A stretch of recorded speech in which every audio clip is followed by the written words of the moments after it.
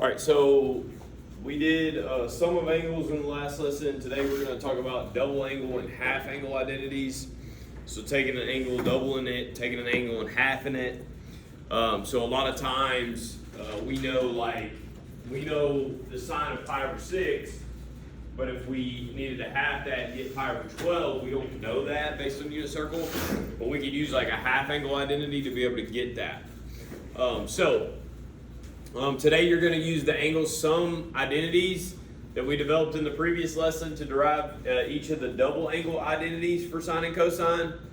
All right, so the double angle identity for sine is derived directly from the angle sum identity for sine, right? So sine of A plus B. Rewrite sine of 2A so that you can use that angle sum identity to expand it. So sine of 2A, we could rewrite as the sine of A plus A, right? Because A plus A makes 2A, right? Okay, and then we just erased it, right? But like, what is the sum identity then? It was sine of A cosine of A plus, really it's cosine of B, right? Plus what?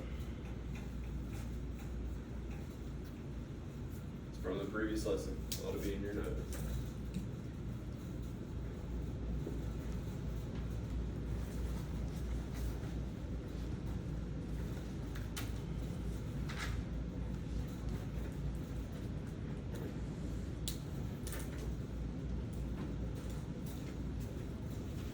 So, right, sine of A, cosine of B. So, same as this. Sine of A, cosine of B plus cosine of A, sine of B. Right? So if they're both A, we have sine of A, cosine of A plus cosine of A, sine of A.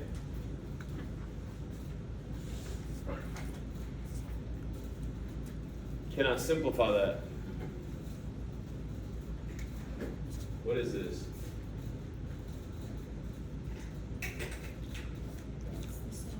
Yeah, it's the same. So could I just say 2 sine of A, cosine of A?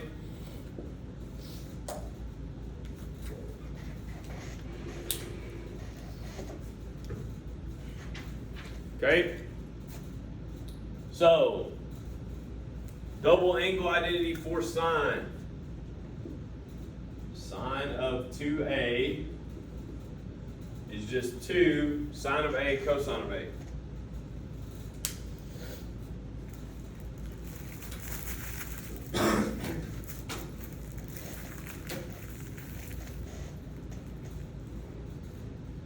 Okay, 31 says the double angle identity for cosine can be derived using the same method in the previous problem, but there is more than one expression that is commonly used. So rewrite cosine of 2A so that you could use the angle sum identity. So same process, right? Cosine 2A.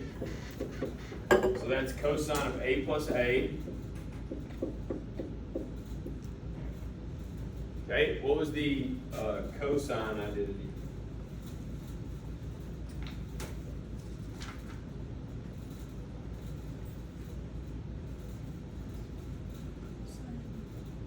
So it'd be cosine of A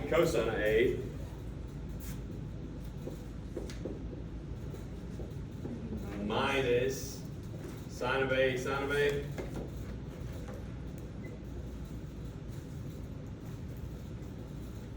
Yeah?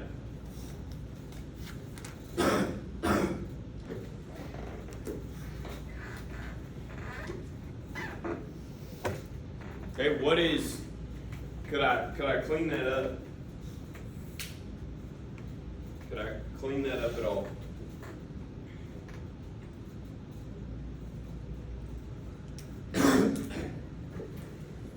What is cosine of A, cosine of A? Cosine A squared. Yeah, cosine squared, right? Yeah, absolutely. cosine squared. What is sine A, sine of A? Sine of A squared, good. Did you make that into a tangent? Not quite. So this is cosine squared of A minus sine squared of A.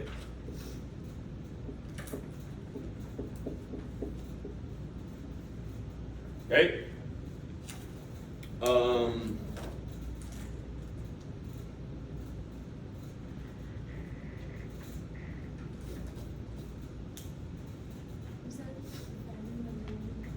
Okay. Let's talk about that. Okay. Is that the Pythagorean identity? Great question.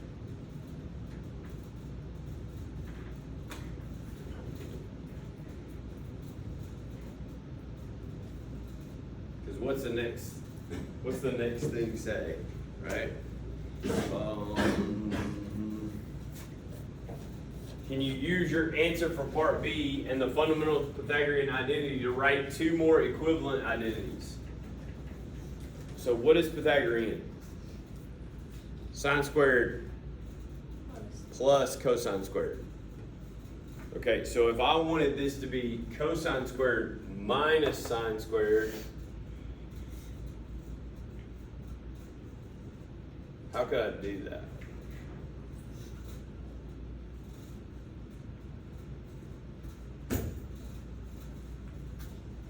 That's the question.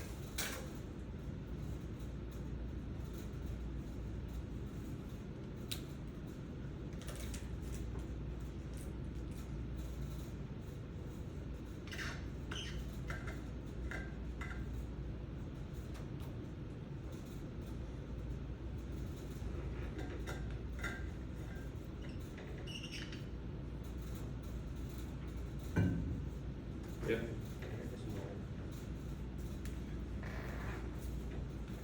How can I do that? How can I take this and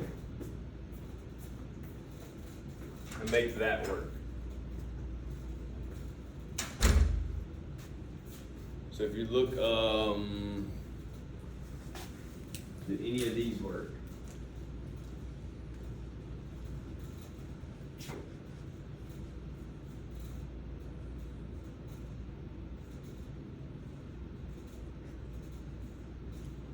So if could I maybe change one of those out? So like, what is negative sine equal to? So if I change out negative sine to what? -1 plus cosine squared. So that would be 2 cosine squared minus 1, right? So that would also work. Or I could change out, could I change out cosine? That would be what, 1 minus sine squared?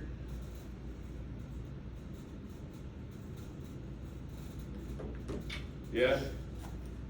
So if I change cosine, this would be 1 minus sine squared. So that would be 1 minus 2 sine squared of A.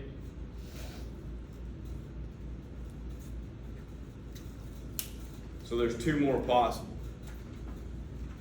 for cosine, right? So you have cosine squared of A minus sine squared of A, or you could have 2 cosine squared of A minus 1, or 1 minus 2 sine squared of A.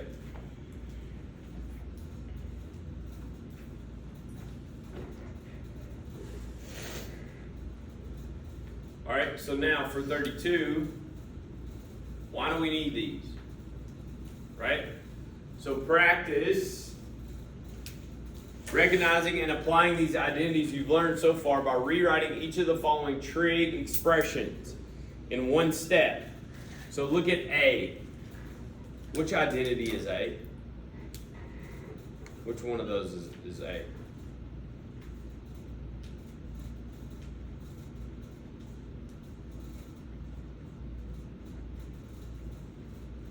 Which one of these does this match?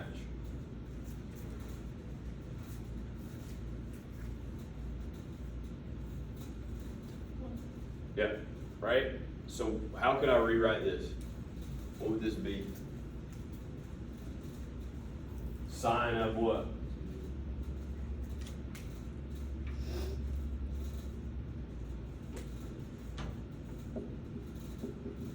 It's 2 times A. Well, what is A in this problem? 3x, right? Yeah? What is A? 3x, right? Is that it? It's x, right? Okay, so 3x. Well, if I double that, what is it? Sine of 6x. That's it. Okay, look at B. What is B?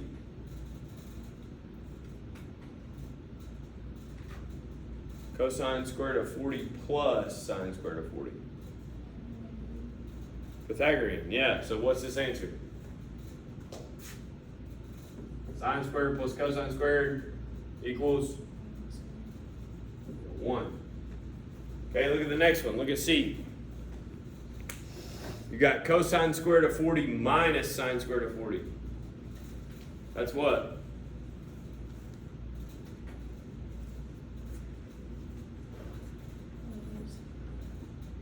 Here. So this is a double angle. So you have cosine of what?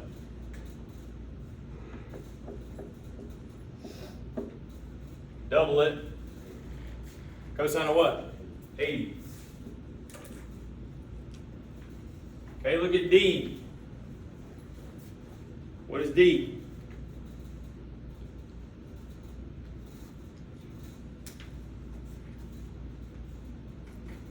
One minus 2 sine squared. Here.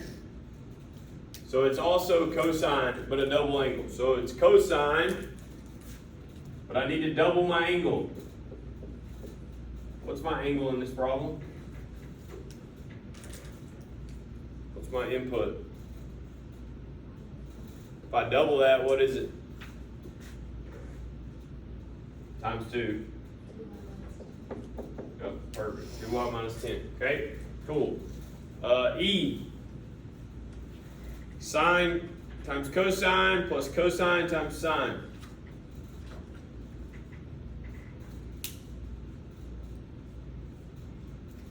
What is that?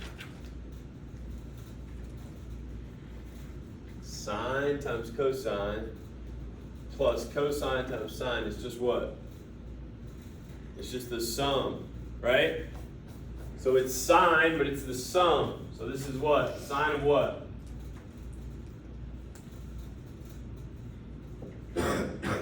Sine of what? Sum of the angles.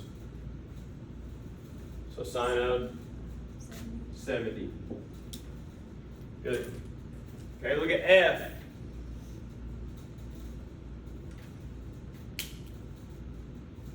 What is F? 2 cosine squared minus 1. So double angle. So what is this? Cosine of, what's the angle? 2W. So if I double it, what do I have? Go. Good. So you can see, like, being able to have these, recognize these, where it comes from. Right? So why we need it. Okay?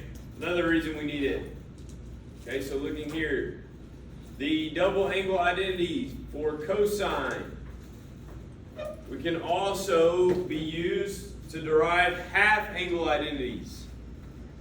All right, so it says here, start with the double angle of cosine. So cosine of 2x and it has equals 2 minus cosine squared minus 1.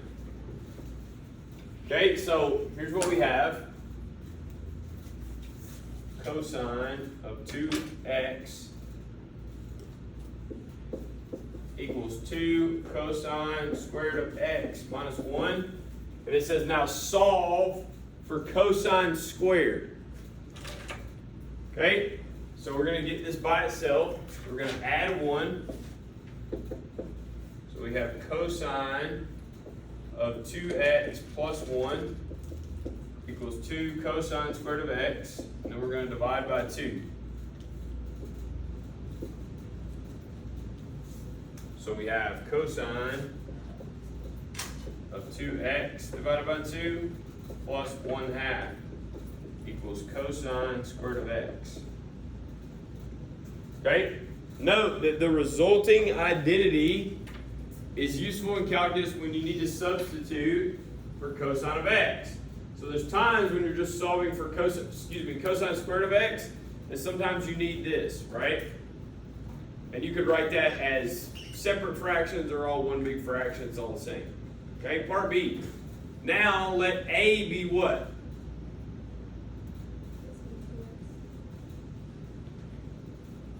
Oh, let A be 2x. Solve this equation for x.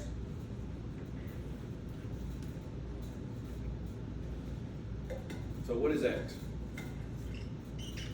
A over 2? Yeah. Right, so what we're saying here is A is a double angle. So if I just wanted x, I would divide by 2 and half it. Right? Okay? Now, use substitution to combine your equations from parts A and B. So we're going to take x, and instead of x, we're going to write A over 2. Okay, so let's do that. So I'm going to take this. I'm going to have cosine of 2 times A over 2. I'll leave it one big fraction. Plus 1 all over 2 equals cosine squared of A over 2. Okay? This result, okay? This result is a half angle identity. We just need to do what to get the cosine? Instead of cosine squared, we need cosine. So we would have to do what?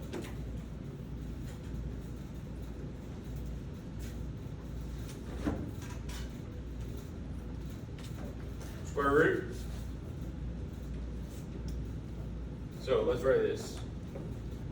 Half angle. Cosine of A over 2, half angle identity, is the square root of the cosine of A plus 1 all over 2. Square root of cosine of A plus 1 all over 2.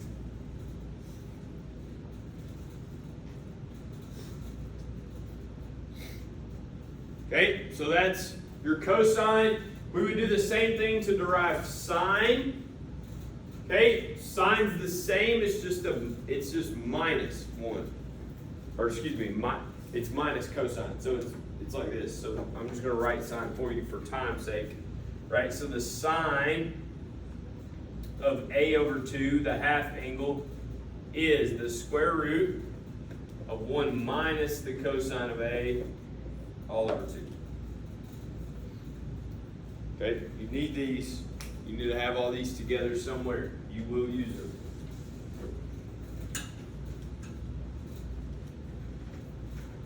Okay, 34. The identities you derived in the previous problem should have plus minus symbols in them. Uh-oh. Where should that go? Plus or minus, where should that go? Where should that go? In these. Where? Why?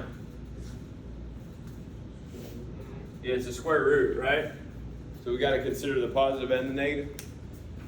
But how do you know when your answer should have a positive or when it should have a negative? So for each part below, sketch the given angle and the angle that is double the given angle.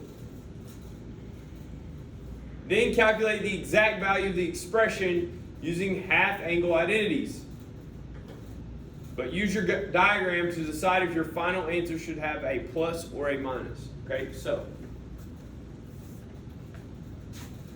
where is the cosine of 7 pi over 8? Where is 7 pi?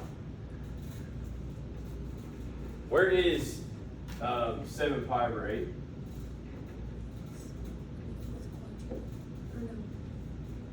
Pi is right here, right? So like really close to that?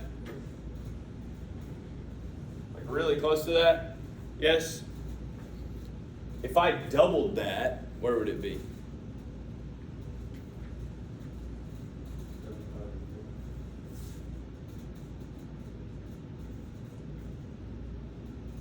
Okay? Which is where?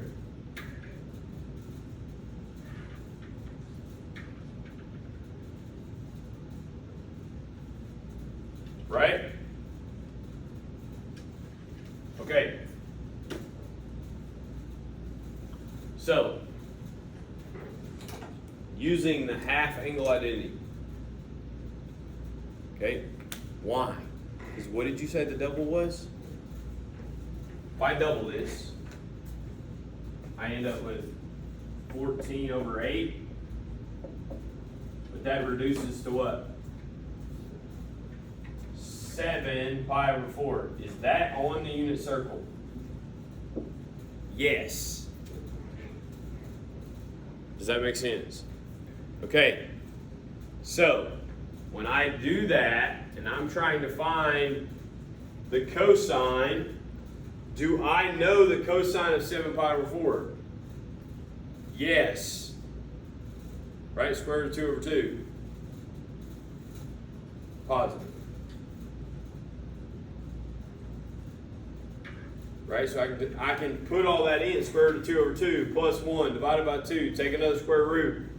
Here's my question though. Should our answer, if we plug that in, be positive or negative? It's a cosine, which is an x value. Where was our original angle? Over here. So it should be what? Negative. Because it's this angle, right? Which is a negative x value. Does that make sense? So you're calculating everything off this, which is going to get you a positive. Right? But the reason being, once you take that square root, you got to know where it's at. Got me? Okay, look at this one. Sine of 7 pi over 12. Where is that at? Unit circle. 7 pi over 12. Well, 6 is right, that's a half, right? So just past that. So I'm there, sine of that. So sine's a y value. So should it be positive or negative? Should be positive, right? Okay, so I know I'm dealing with a positive square root. Sorry for this one. Okay, if I doubled that, what would the angle be? 7 pi over 12. If I doubled it, what would it be? 7 pi over 6. Is that on the unit circle? Yeah, right? It's here. Yes. But then we could calculate, because we know the cosine of that, so we can plug it in and do it. We just now know that it has to be positive based on where it's at, location-wise. Does that make sense to everybody? Okay? The rest of that is just crunching numbers. Okay? I'm going to let you try these last ones. Okay? I want to let you try 35. Okay? Now, you start off with a tangent, which means you're going to have to do sine over cosine, right? But I want you to attempt to do this. Okay? So practice applying half angle identities for sine and cosine. So this is what I'm talking about. What we just did. What's the angle? Right? Double it. And then once you double it, I'm using half angle to actually get my answer. Okay, also, you look at the first one, it's a tangent. Do we have a half angle for tangent? No, so I'm gonna have to change it to, what is tangent? Sine over cosine. You got me? Try this, attempt these in the last few minutes, and I'll come around to help. Some of them you may go backwards, like if you have B, you already have the identity, what's the actual sine equation? Okay, go. Attempt.